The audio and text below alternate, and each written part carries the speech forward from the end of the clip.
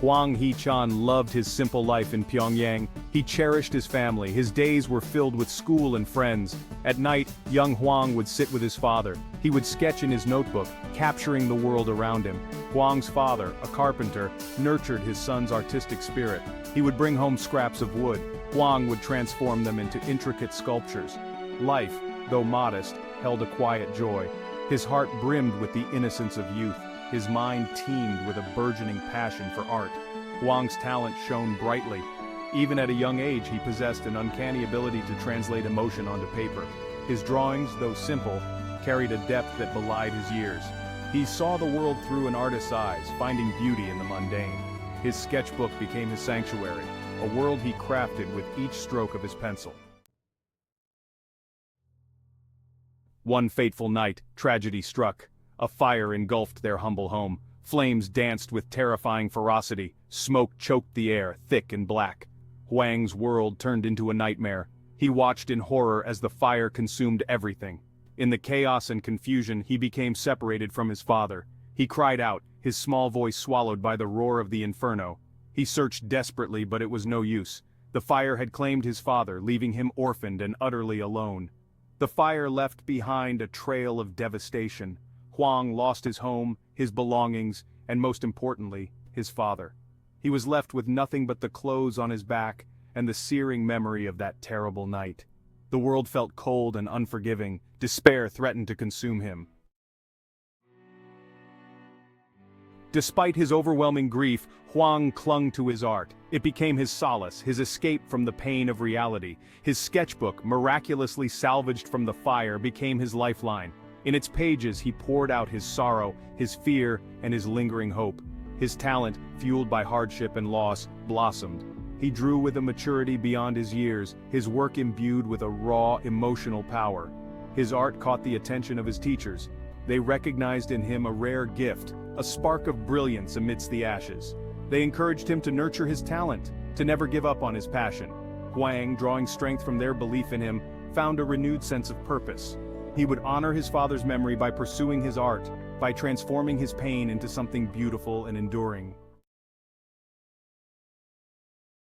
Section 4. The Perilous Path to Freedom. Life in Pyongyang became increasingly difficult. The oppressive regime tightened its grip, making everyday survival a daunting task. People lived in constant fear, their lives dictated by the whims of the state. Food was scarce and the streets were filled with an air of despair. Huang, like many others, felt the weight of this suffocating environment. The memory of the fire haunted Huang. It was a night that changed everything, a night of chaos and loss. The flames not only consumed his home but also his sense of security. The trauma lingered, a constant reminder of the fragility of life under such a regime. He yearned for a fresh start, a chance to heal and grow. The idea of starting anew became his beacon of hope. He envisioned a life where he could rebuild, free from the shadows of his past. This desire for renewal fueled his determination. He dreamed of a place where he could freely express his art.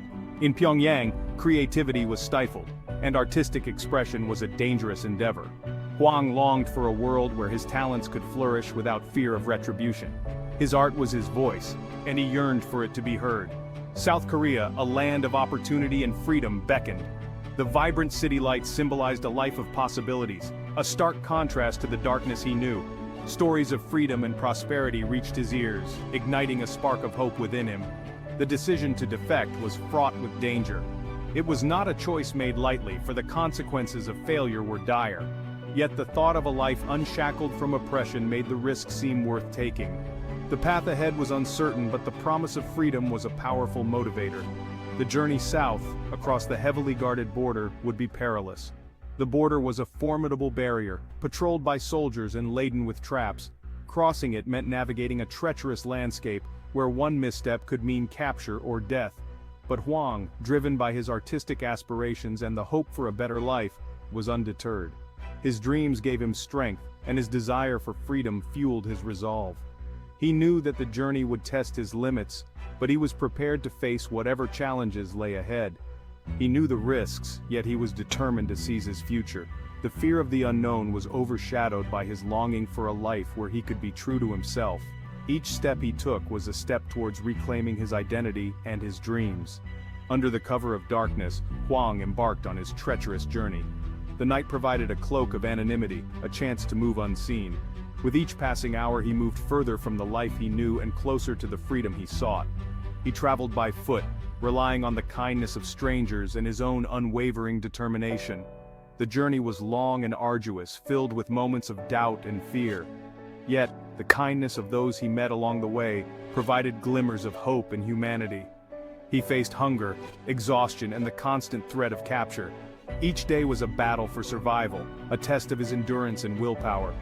The physical and emotional toll was immense, but Huang's spirit remained unbroken. Each step forward was a testament to his courage and his unwavering belief in his dreams. Despite the hardships, he pressed on, driven by the vision of a life where he could live freely and create without fear. His journey was a perilous path to freedom, but it was a path